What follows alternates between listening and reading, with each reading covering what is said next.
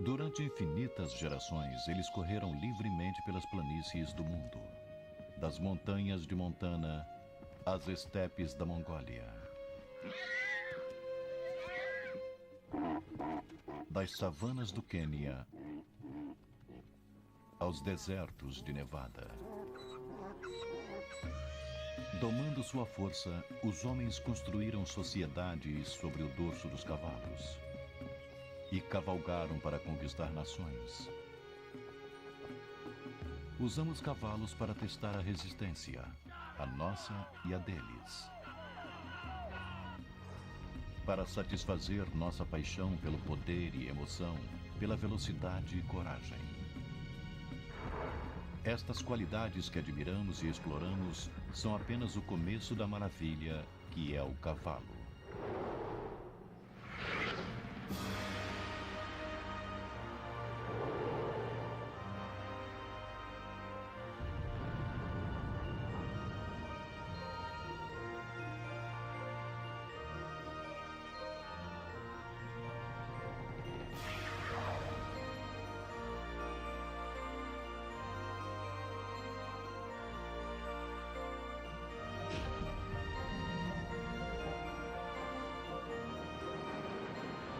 O guia completo. Cavalos. Este é um momento raro. A maioria das éguas dá à luz à noite para esconder-se de predadores.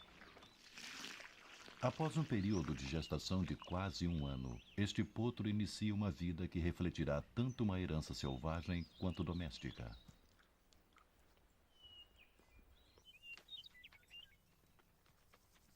Em uma hora, a maioria dos potros recém-nascidos está de pé e movendo-se. Em poucos dias, pernas trêmulas se tornarão fortes e este bebê começará a exibir a mais famosa herança de seus ancestrais, a velocidade.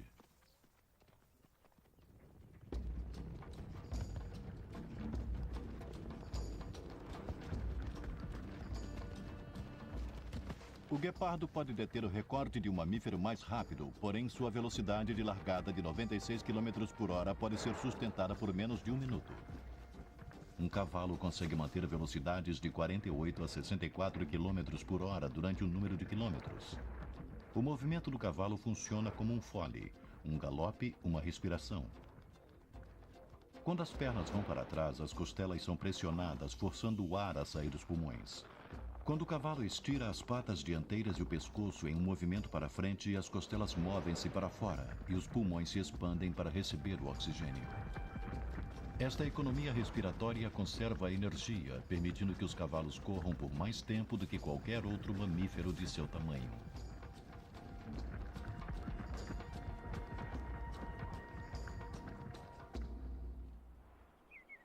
A conservação de energia é essencial quando os cavalos pretendem completar esta corrida de resistência tão difícil de 160 km sobre as montanhas de Sierra Nevada, na Califórnia.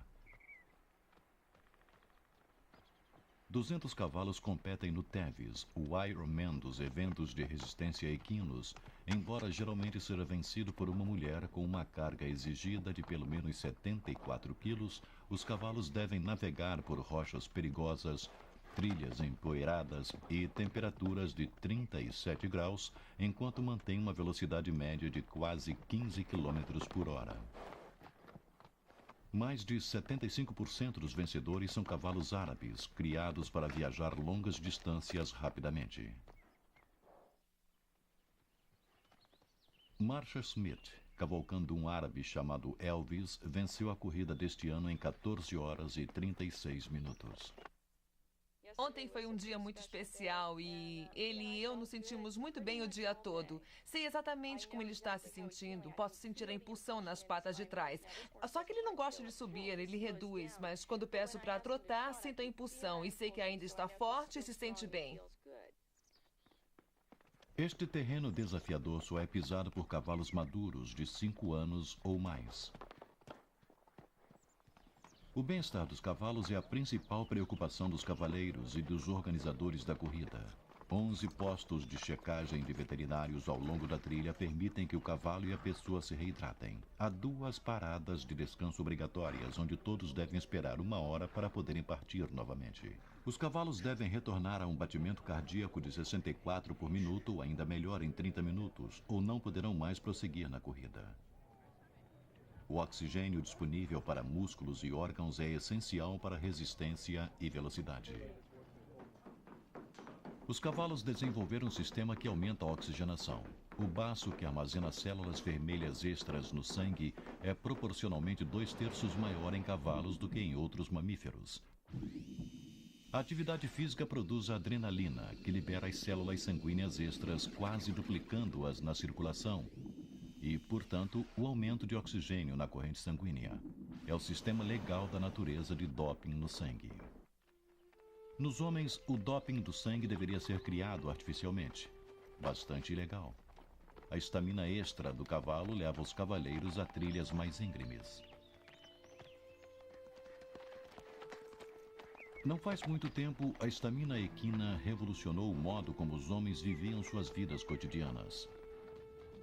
Sobre o dorso dos cavalos, conquistamos nações, movendo-nos mais rápido e mais longe do que a pé. Para estas montarias militares, a guerra era só coragem, sem glória. Eram jogadores essenciais na guerra civil e, mesmo na era das máquinas, 1.500.000 cavalos participaram da Primeira Grande Guerra. 1/3 morreu. A maioria dos sobreviventes foi morta após, para a comida. Hoje, os cavalos raramente são usados em combates, porém são indispensáveis em outras tarefas. Na neve profunda, cavalos de tração são a melhor maneira de levar o feno para o gado faminto. Esta dupla de belgas pesando 900 quilos cada pode puxar até 5 vezes o peso do seu corpo. O equivalente a um homem arrastando uma carga de 450 quilos. Em resposta ao clima frio do norte da Europa, os cavalos maiores evoluíram. Todos são chamados de sangue frio, como os belgas. No século XVIII, o cruzamento com outros sangue frio criou o Clydesdales da Escócia, uma versão menor. O elegante frisão era o cavalo de guerra para todos os fins nas cruzadas. O Oriente Médio e a África do Norte produziram o sangue quente. O mais antigo é o árabe, menor, mais leve, extraordinariamente adaptado à vida no deserto. A mistura dos sangues frio e sangues quente produziu o sangue morno, como o holandês sangue morno.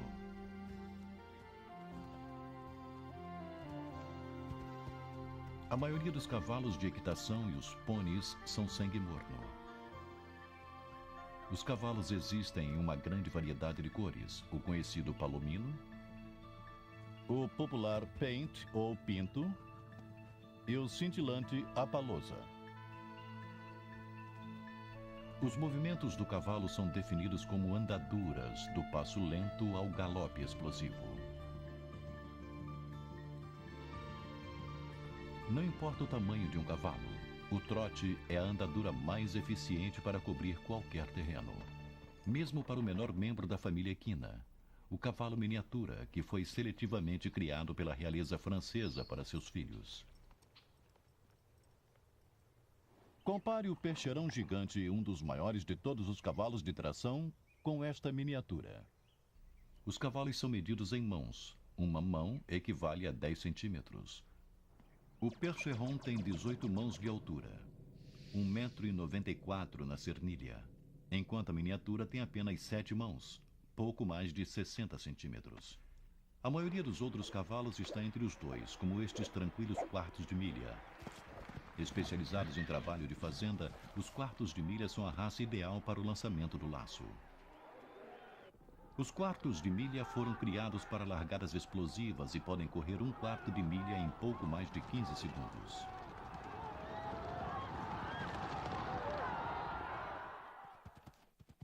Diferentes dos árabes com seus músculos lentos e repuxados para longas distâncias, eles possuem músculos repuxados e rápidos para responder melhor instantaneamente ao movimento das rédeas, separando a manada.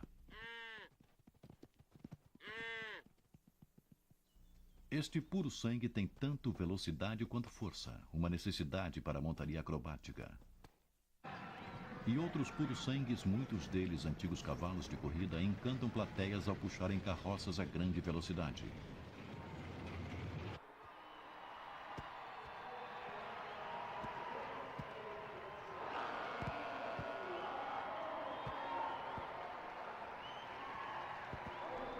Alguns cavalos de rodeio foram seletivamente criados por sua habilidade e desejo de lançar o cavaleiro de seu dorso poderoso.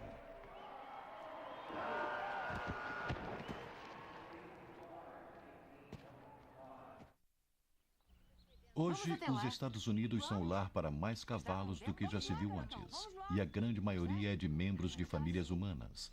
Cavalos de prazer para cavalgadas por trilhas e companheirismo, não menos reverenciado hoje do que há um milênio.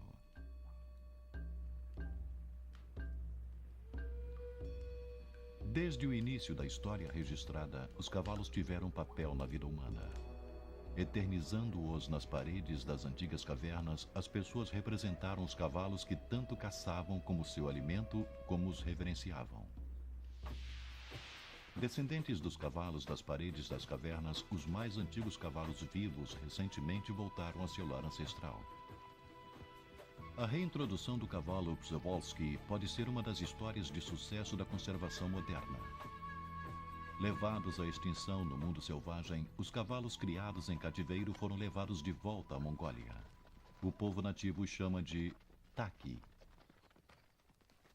Taki são marcados primitivamente com listras dorsais e pernas com ranhuras como zebras.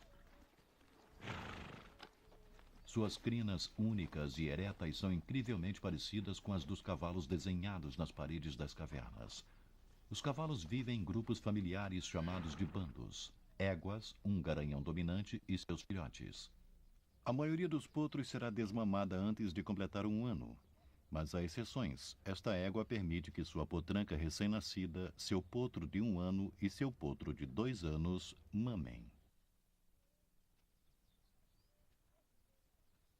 O garanhão do bando chama-se Khan, em honra ao famoso conquistador mongol.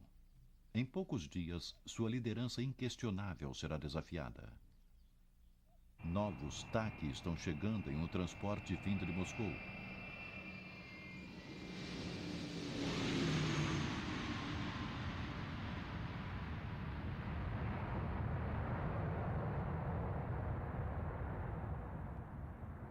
Criados no cativeiro como Khan, serão soltos em uma extensa área selvagem chamada a Reserva Hüsten-Nuru Steppe, na Mongólia Central. A reserva de 53 hectares é bem diferente dos confinamentos dos pequenos pastos europeus e das baias de transporte estreitas de madeira.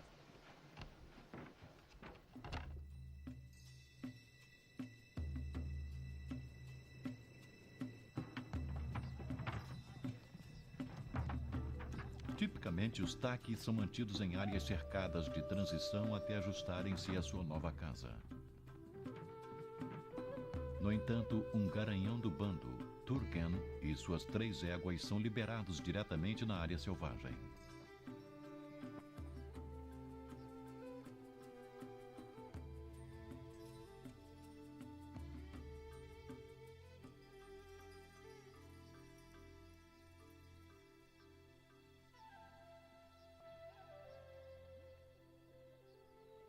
Do outro lado do mundo, nas montanhas rochosas ao sul de Montana, é primavera, e os garanhões selvagens estão ansiosos para se acasalarem.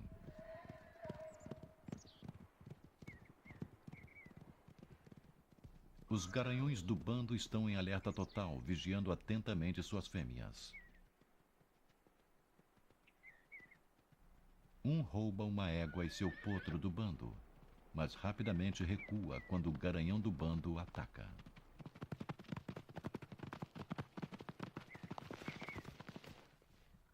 O garanhão negro, Raven, escolta sua família para um canto isolado nas montanhas subalpinas.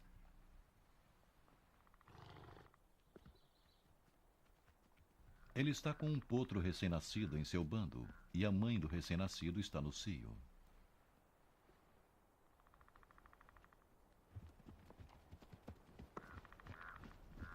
Raven pode sentir o cheiro da fêmea enquanto ela libera um fluxo pungente de líquido.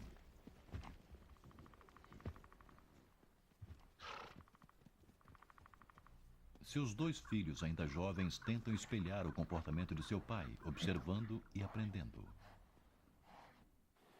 Os garanhões parecem aprender muito sobre o que está acontecendo através do cheiro.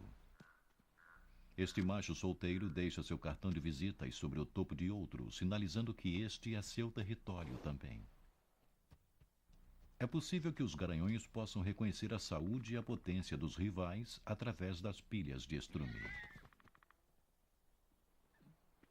Os jovens machos expulsos de seus bandos por seus pais podem preocupar os garanhões mais velhos, embora a maioria ainda seja jovem e inexperiente demais para ser uma ameaça real.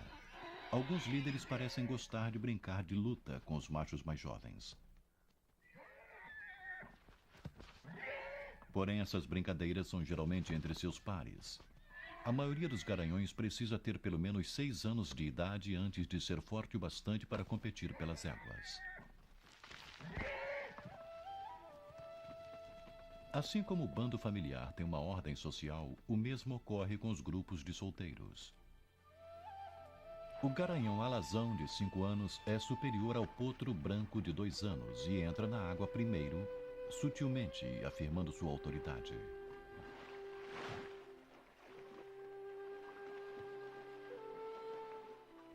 Quem rola primeiro, quem limpa-se com quem bebe primeiro, tudo é determinado pela hierarquia do indivíduo no grupo. A velocidade com que um solteiro chega à posição de autoridade pode determinar seu sucesso para conquistar as éguas. Raven é um dos garanhões mais dominantes da montanha. Embora sua égua Palomina esteja ainda amamentando, ela não teme que Raven machuque seu recém-nascido.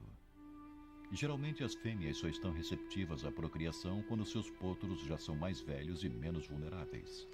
As éguas de Khan, como a maioria das éguas adultas selvagens, são muito bem guardadas pelo garanhão do bando. O filho adolescente e precoce de Khan continuamente interfere com as éguas, e Khan gentilmente o disciplina, mordendo seu pescoço e pernas. Khan logo expulsará o jovem do grupo para evitar a possibilidade de cruzamento consanguíneo. A meio quilômetro de lá, o bando de Turgan aproxima-se do território de Khan.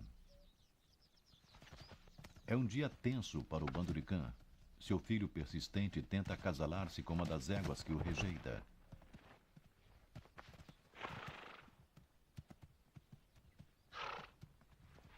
Este fato desencadeia um caso raro de briga entre fêmeas.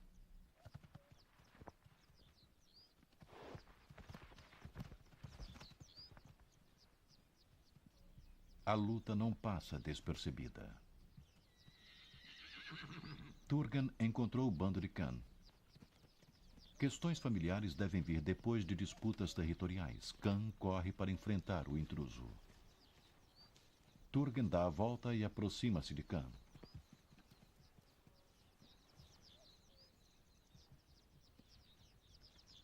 Enquanto as éguas de Turgan aguardam no topo, Turgan provoca uma briga, testando o garanhão menor.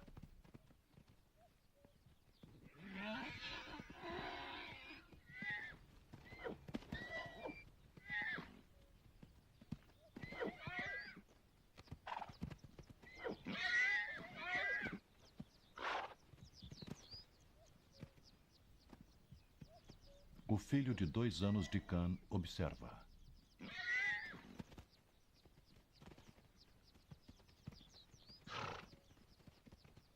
A rápida batalha termina com Khan em aparente retirada.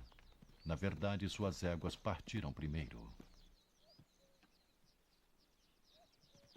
Agora, Khan abaixa sua cabeça na pose característica das cobras, sinalizando ao bando para penetrarem ainda mais no vale. As éguas podem ter respondido à presença de uma ameaça diferente. Os lobos asiáticos também vivem nesta reserva. Esta matilha tem jovens filhotes para alimentar. Um lobo caçará um cavalo jovem ou fraco se o bando não estiver atento. A atenção constante é uma necessidade na vida selvagem.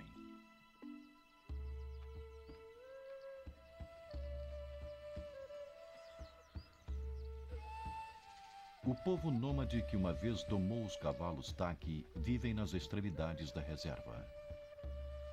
Aqui cuidam de manadas enormes de cavalos domésticos.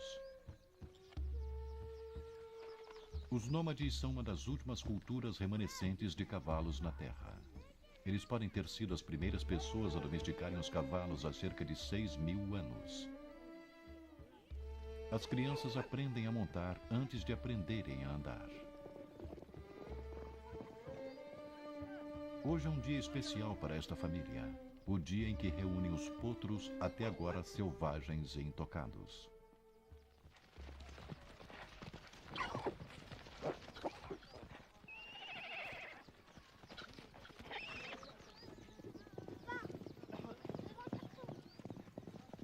Os cavaleiros usam uma vara longa e flexível com um laço na ponta chamado de urga para prender o potro.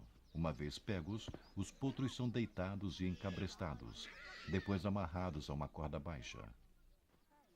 Suas mães voltam voluntariamente e param ao lado deles, permitindo até que sejam ordenhadas. O leite das éguas é fermentado em uma bebida tradicional chamada airak, servida em comemoração à independência da Mongólia.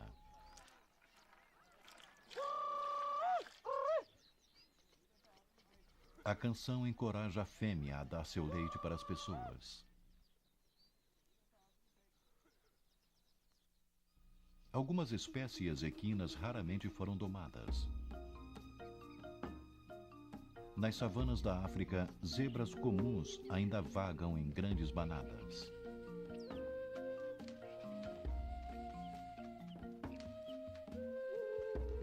Compartilham dos pastos com uma variedade espetacular de famílias de animais.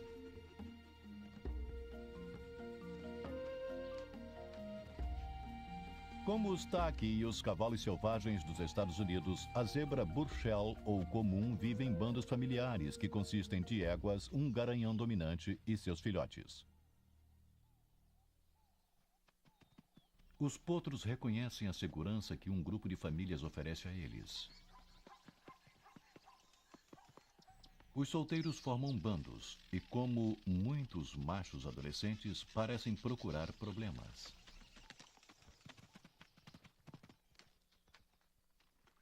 Os bandos se unem para irem até a água. A segurança em número e as listras uniformes torna difícil distinguir um único indivíduo. A tarefa do leopardo de encontrar a zebra fraca ou descuidada torna-se ainda mais difícil. As zebras estão alertas, sabem que a água atrai os predadores, bem como as presas sedentas.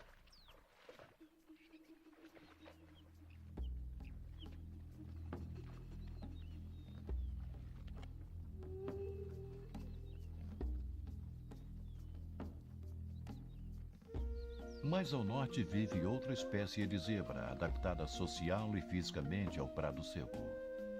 Com muitas listras estreitas, as greves são algumas vezes chamadas de zebras listras de alfinete. Em alguns lugares dividem seu território com as zebras comuns. A comum é bem menor do que a greve e com listras mais largas. Uma característica das zebras greve é sua orelha enorme. Como outros animais do deserto, suas orelhas repletas de vasos sanguíneos ajudam a esfriar seus corpos. Garanhões greve maduros são geralmente solitários. E o macho adulto requisita o território, de preferência perto de uma fonte de água, o que atrai as fêmeas. As fêmeas, aceitando a segurança e a abundância relativa de um bom território, concedem direitos de procriação ao garanhão que as guarda.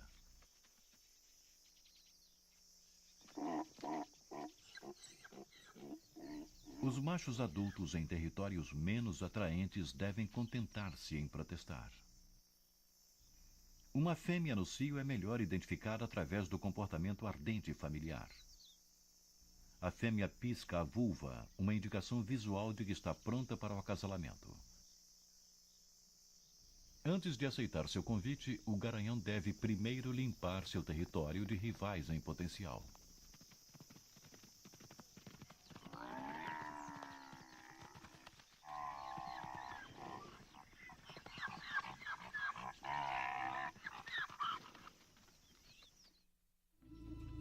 O parente vivo mais próximo das zebras e de todos os cavalos são os rinocerontes africanos e asiáticos, com 3 dedos como os primeiros cavalos.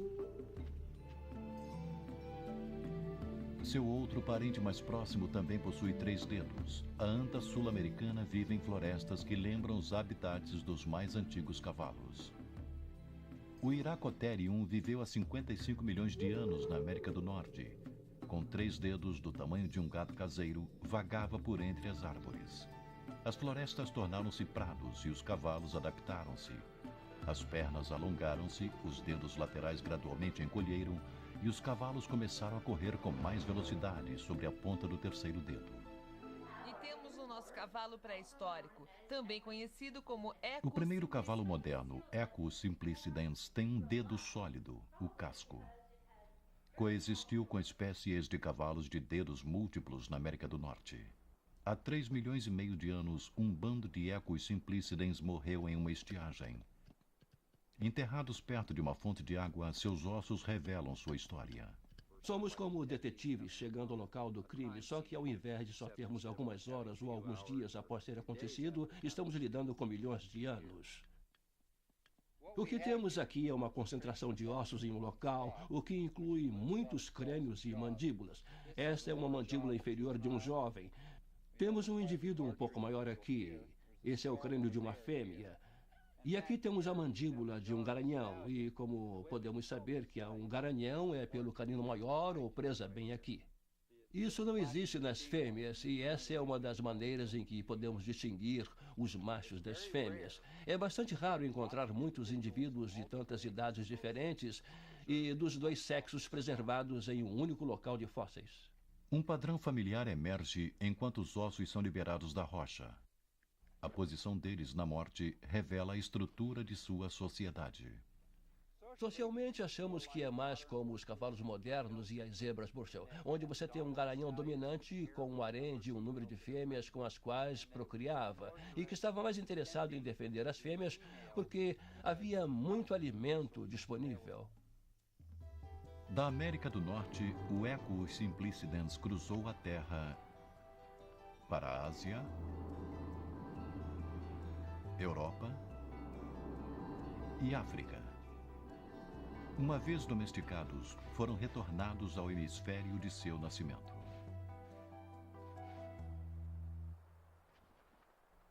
Nos vales na base da montanha, Raven e seu bando alimentam-se das plantas que conseguem encontrar. Os cavalos sobrevivem com dietas que matariam de fome mesmo o gado mais saudável. Em sua diversidade de alimentação está sua habilidade para viver praticamente em qualquer lugar. Curs da Índia podem viver em planícies salgadas, onde alimento e água são raros. No sudoeste americano, burros alimentam-se de plantas lenhosas de um deserto semiárido. Cavalos selvagens em algumas ilhas na costa leste dos Estados Unidos aprenderam a sobreviver das plantas salgadas que crescem na água salobra. Estas zebras estão se alimentando de capim, não a parte suculenta adorada pelos animais selvagens, mas dos ramos repletos de celulose que outros ungulados evitam. Sua capacidade para digerir alimentos duros está em um órgão chamado ceco. Encontrado onde o intestino delgado junta-se ao grosso, possui uma bactéria e protozoário que extraem os nutrientes da celulose sem a necessidade de ruminar. Portanto, os equinos não precisam usar seu tempo parados para ruminar seu alimento. Cavalos comem uma grande variedade de plantas, porém uma égua precisa ensinar ao seu potro o que é comestível, inclusive a hora certa para aproveitar as flores lupulinas. Ingeridas na hora errada podem ser venenosas. É possível que os cavalos se automediquem com as plantas. Amostras fecais mostraram este garanhão do bando com vários parasitas que ameaçariam sua vida. No entanto, 6 meses depois, amostras provaram que estava quase livre destes parasitas. Certamente os cavalos buscam minerais para incrementar sua dieta, encontrando sozinhos os suplementos que fornecemos para nossos cavalos domésticos. O sabor e o cheiro indicam os locais de minerais valiosos, que as fêmeas parecem frequentar mais do que os machos, especialmente quando estão amamentando seus filhotes.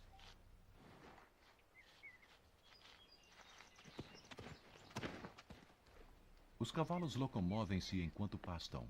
O movimento ajuda na passagem da comida rapidamente pelo seu sistema. Quase 40% do que comem é expelido sem ser processado.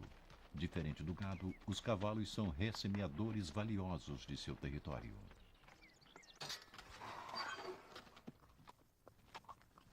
Cavalos domésticos mantidos em estábulos fechados podem ter sérios problemas de digestão, incluindo úlceras debilitantes. Quando animais normalmente sociáveis são isolados em locais com pouco espaço para se movimentarem naturalmente, problemas físicos e emocionais podem surgir. Na Califórnia, a doutora Evelyn Heng treina cavalos para fazerem testes básicos de inteligência que possam fornecer pistas para uma compreensão do porquê alguns animais domésticos demonstram comportamentos não saudáveis. O que fazemos no Instituto de Pesquisa Equina é estudar a ordem principal aprendendo as habilidades do cavalo.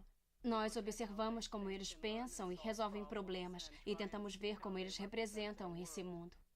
Os cavalos aprendem muito com golfinhos, chimpanzés e homens. Eles fazem escolhas baseadas em experiências aprendidas. Coco aprendeu a selecionar brinquedos que estão dispostos em nível de importância. Uma resposta correta a faz receber um alimento como recompensa. Voluntários colocam aleatoriamente brinquedos selecionados sobre a cerca. Coco determina corretamente que neste grupo a bola é mais importante do que o bastão ou a frigideira. Ela escolhe corretamente 90% das vezes, mesmo após um prazo de vários meses. Os cavalos não são burros. As pessoas algumas vezes não dão muito crédito a eles, mas há muita coisa passando pela mente deles. Eles estão realmente fazendo coisas incríveis. Cavalos, como crianças, percebem inconsistências em padrões. Pedem a Ellie para determinar qual objeto que não pertence a I. Ela corretamente escolhe o triângulo. Este teste indica que os cavalos usam a razão e fazem escolhas baseadas nas mudanças de padrão em seu mundo. Não é de surpreender que um ser tão inteligente considere o confinamento monótono de uma baia estreita e um mundo sem desafios um pouco difícil de suportar. Ignorando as necessidades psicológicas, tende a estressar mais um animal. O estresse produz situações como o balanço e o ato de engolir ar. Talvez esta condição bastante perigosa venha do contraste de longos dias de monotonia intercalados pelas exigências intensas de treinamento. Condições que são desconhecidas na vida selvagem, onde cada dia é repleto de descobertas. O potro de Raven aprende aonde ir para uma boa esponjada para limpar seu pelo. Imitando seus pais, os potros aprendem como ser cavalos.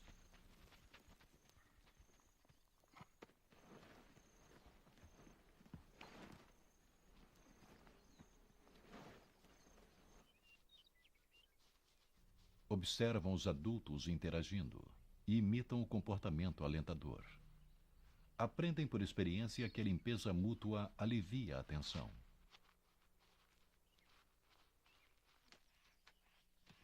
Mesmo cavalos maduros expressam um lado brincalhão. Mas geralmente são os potros os mais exuberantes.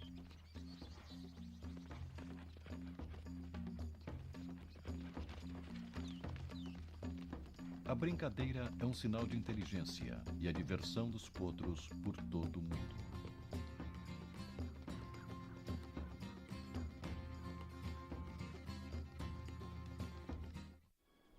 Aprender como usar os sentidos é a chave para a sobrevivência na savana e nas montanhas de Montana.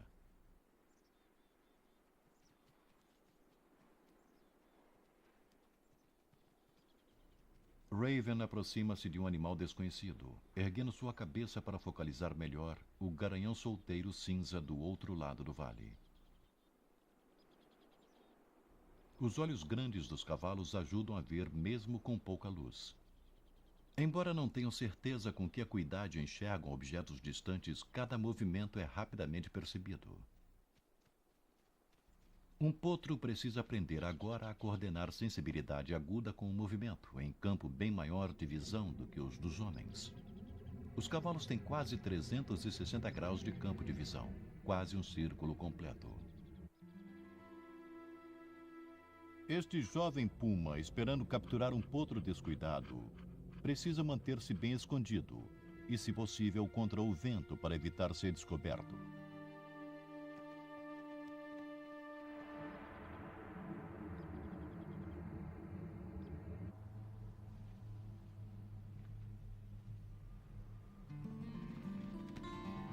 Um cavalo adulto saudável pouco teme até mesmo um puma adulto.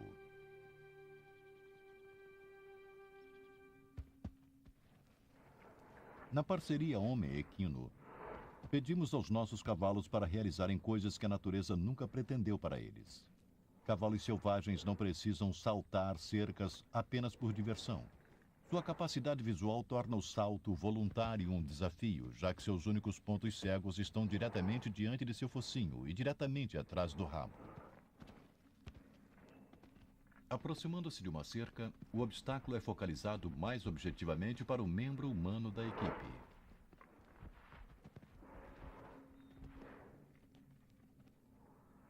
Para o cavalo, o objeto imediatamente à sua frente rapidamente desaparece com o último galão.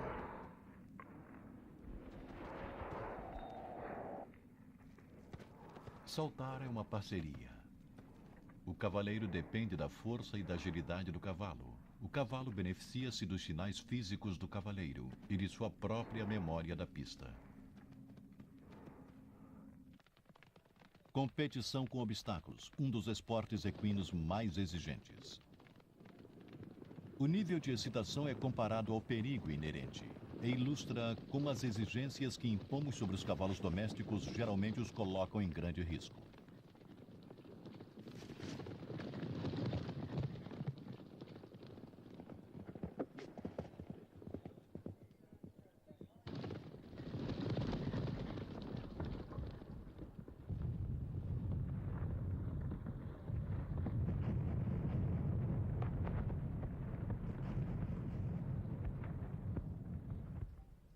Nas colinas de Virgínia, o único hospital veterinário e centro de pesquisa exclusivamente para cavalos tenta curar as lesões equinas.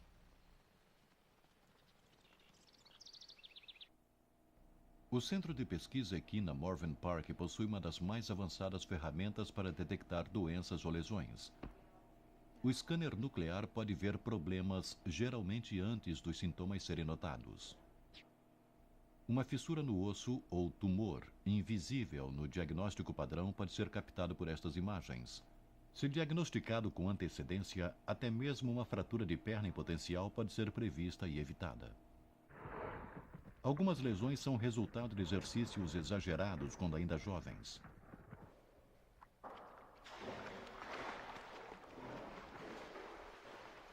A medicina equina agora usa a hidroterapia, o que minimiza o impacto na cura dos cavalos.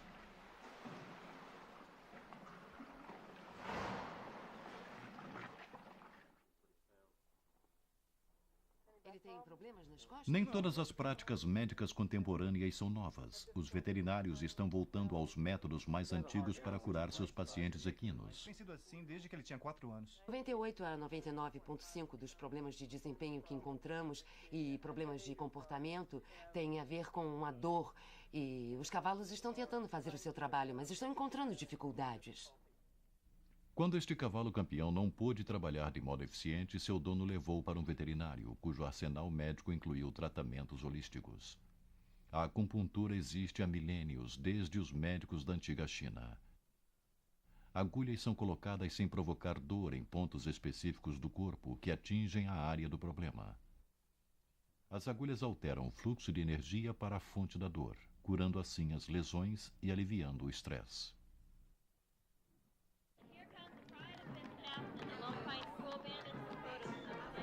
Nem todos os equinos são fustigados por problemas médicos. Um festival anual em Bishop, Califórnia, comemora um membro da família que pode ser ainda mais resistente do que o cavalo: as mulas. O nascimento híbrido de cavalos com burros tem uma história interessante. Se estudarmos essa história da mula, só neste país o que o exército fez com elas é inacreditável. Cargas de 113 quilos durante 32 quilômetros por dia durante 30 dias. Ia ser muito difícil obter esse tipo de trabalho de um cavalo. Anda, garoto, vai, vai, vai, isso, vai, puxa, garoto, vai, puxa, vai, garoto, vai. Cavalos e burros pertencem a espécies diferentes que podem ser acasaladas para procriarem. É, biologicamente falando, uma surpresa, porque cada um tem um número diferente de cromossomos. Mas em equinos acontece. Papai pode ser um burro e a mamãe um cavalo, ou vice-versa. De qualquer modo, você terá uma mula. A cria é um corcel incomum com talvez as melhores qualidades de ambos os pais.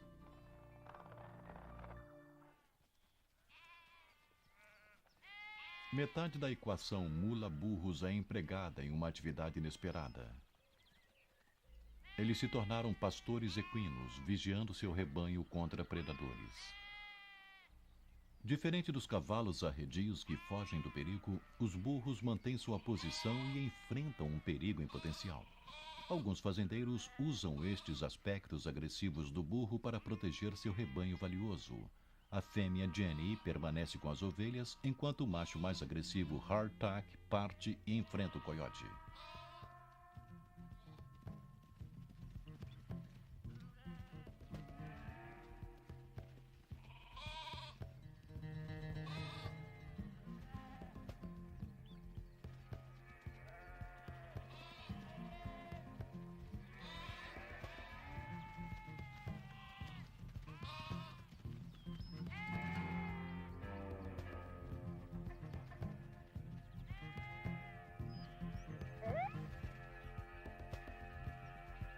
É um encontro de dois indivíduos tenazes, porém o coiote precisará encontrar sua refeição em outro lugar.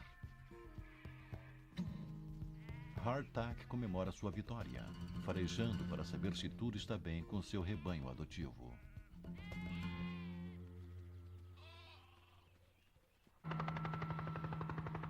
Porém, nem tudo está bem no mundo dos cavalos selvagens. O Biro de Gerenciamento de Terras, uma divisão do Departamento do Interior, usa os cercos para controlar o número de cavalos selvagens em áreas públicas. Utilizando a própria estrutura social do cavalo como isca, um cavalo doméstico chamado Judas é liberado, levando seus primos selvagens traumatizados para os currais.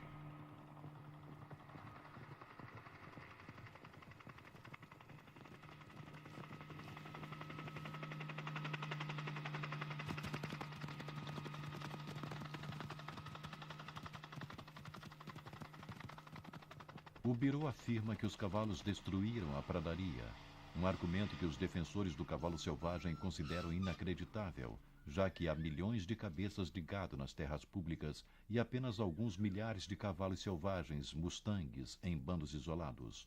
O Biro leiloa os cavalos selvagens vendidos ao público. Segundo certos relatórios da imprensa, a maioria dos animais vai para os matadouros.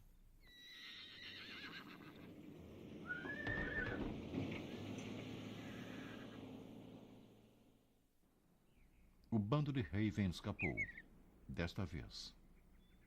Geralmente famílias são separadas para sempre, alguns membros capturados, outros abandonados para sobreviverem sozinhos. Na savana africana, as zebras também enfrentam uma ameaça do gado, onde cada vez mais terras selvagens são usadas para a agricultura.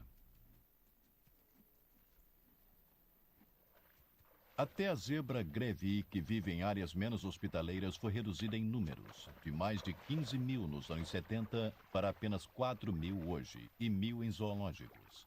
Nesta velocidade, a extinção é inevitável.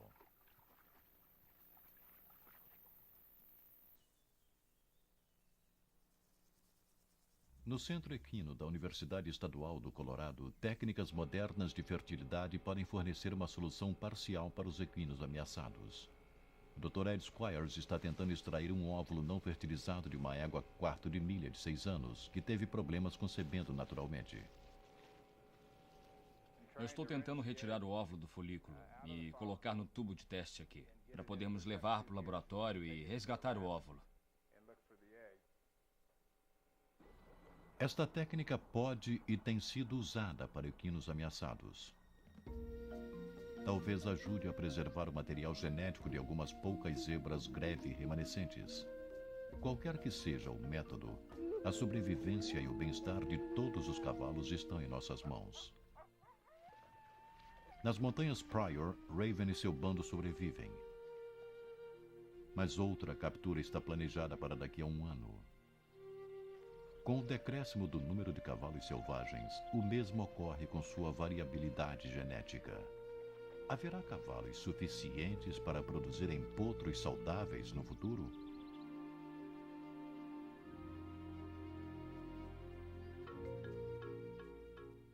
Nas estepes da Mongólia, os Taki estão no desenrolar de uma renascença.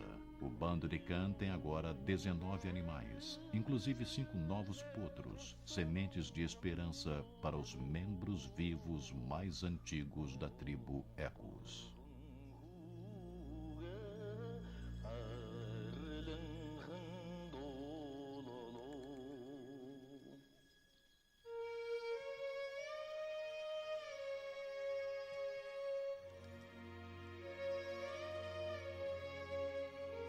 Versão brasileira, Herbert Richards.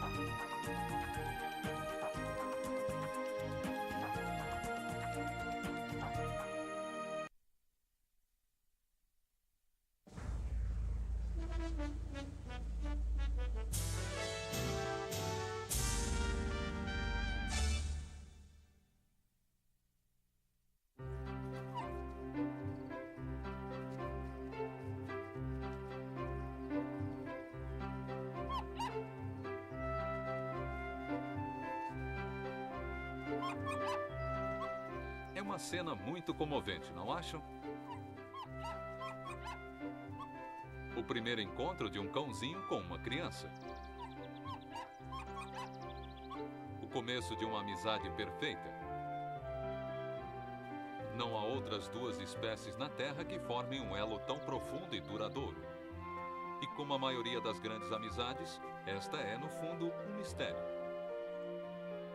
A família canina inclui alguns dos mais ferozes predadores do mundo. Mas os cães de alguma forma deram um pulo para os nossos colos. Tornaram-se nossos amigos de brincadeiras e nossos mais fiéis companheiros. Mas de onde vêm esses narizes frios e corações quentes? E como ficaram mais próximos de nós do que imaginávamos? Vamos descobrir os segredos da vida de um cachorro.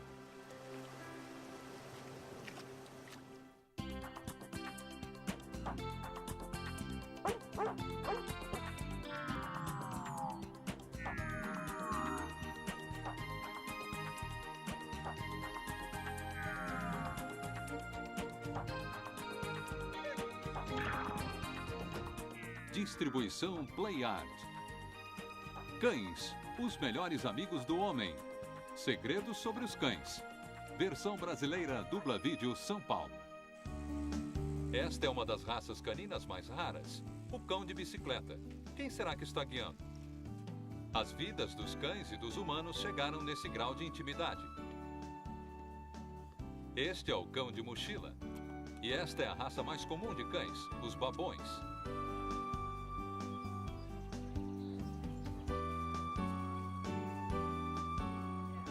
Tratamos os cães como membros da família e esperamos que façam quase tudo que a gente faz. E como em outras relações familiares, tendemos a não notar como esta relação é incomum, na verdade. Cães fizeram adaptações incríveis para se tornarem partes de nossas vidas. Cada ninhada começa assim, se insinuando no calor de sua própria camaradagem canina. E cada um destes filhotes vai se desapegar cedo ou tarde de sua mãe e de seus companheiros de ninhada e transformar uma família humana em seu bando.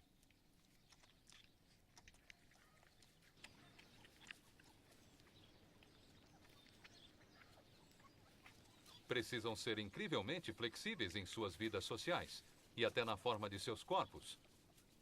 A razão das raças caninas serem tão diferentes entre si e de seus ancestrais canídeos é porque nós os modificamos para satisfazer nossas necessidades. Muitas vezes nem lembramos por que os mudamos. Criávamos originalmente Terrier escocês como bravos cães de caça ansiosos por escavarem raposas e texugos. Mas quando um Terrier escocês moderno expressa sua herança esburacando parques públicos, nós damos bronca neles. É o que os cães chamam de dissonância cognitiva. Deve ser meio confuso. Mas os cães fielmente se adaptam às nossas necessidades e veem ao mundo através de nossos olhos. Podemos criá-los para cuidar de ovelhas. Mas cuidarão de gansos se nós quisermos.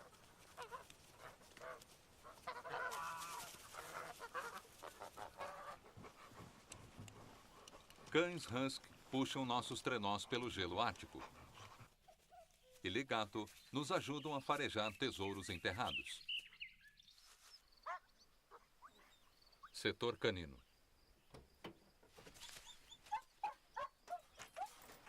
Os pastores alemães arriscam suas vidas rotineiramente como cães policiais.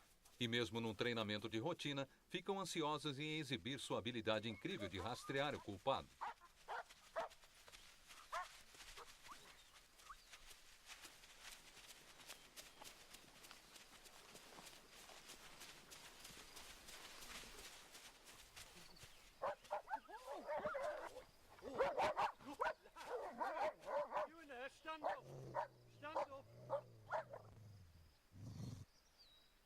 Nós, humanos, a princípio começamos a criar cães por suas habilidades como caçadores. Criamos sitters ingleses para esgueirar-se e nos mostrar onde está nosso jantar. Retrievers para ajudar a caçar aves aquáticas. Eles ficam mais felizes na água do que no chão.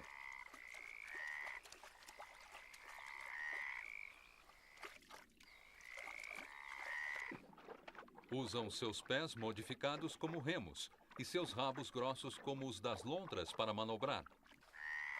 Os caçadores criam os retrievers para serem educados, para assegurarem a refeição entre os dentes, mas resistirem à tentação natural de fazer picadinho dela.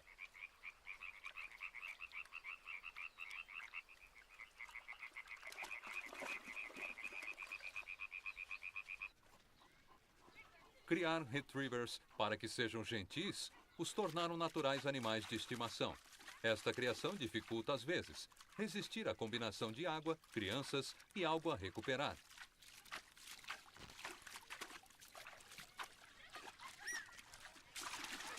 Mas o retriever é famoso por ser inteligente e dócil e traz o veleiro a salvo para o porto.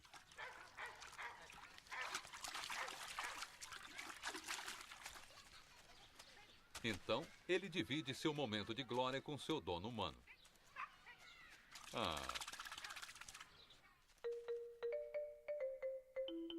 Todos os cães pertencem à mesma espécie, canis familiares. Mas nós os criamos seletivamente de modo que existem agora mais de 450 variedades diferentes. Cada uma com suas características, umas boas, outras nem tanto. Os terriers tendem a ser hiperativos principalmente os West Highlanders.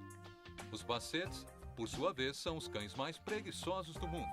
Ou talvez seja o Bloodhound, ou Bulldog. Os Dobermans estão entre as raças mais obedientes, como os Poodles, ou os pastores alemães. Outras raças rebeldes ignoram nossas ordens e nem se incomodam a dizer: tá bom, tá bom. Há uma raça para quase todas as situações. Algumas tendem a latir mais e são melhores cães de guarda. Outras te deixam dormir. Umas dão belos quadros. E outras são perfeitas para brincar. Criação não é tudo, claro. Como nós, cada cão tem sua própria personalidade. Uns são fiéis às tendências de sua raça, outros variam. E são espertos para aprender todo tipo de truque novo, como um abraço aéreo.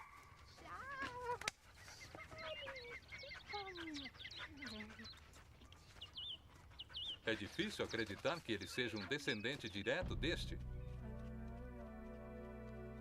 Mas, de fato, nosso amado animalzinho doméstico evoluiu de um dos animais mais temidos da Terra, o lobo. Nossos cães de estimação têm muito mais em comum com os lobos e as outras 34 espécies canídeas selvagens do que conosco. Então, a chave para entender como nós, humanos, fizemos um elo tão íntimo com eles é entender como os canídeos vivem na natureza. A inteligência e a adaptabilidade que admiramos em nossos animais é também característica de seus parentes selvagens, como estes coiotes. É o que lhes possibilita sobreviver em qualquer parte, como nesta serra gelada. A aptidão para produzir grandes ninhadas e para se devotar totalmente ao cuidado dos filhotes é também comum entre os canídeos selvagens, como estes cães selvagens da África.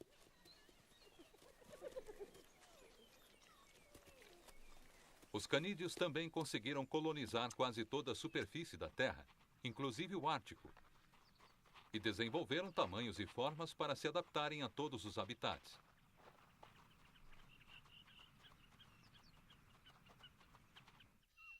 Estes zorros cinzas têm pelos grossos para percorrer as altitudes varridas pelo vento do sul dos Andes.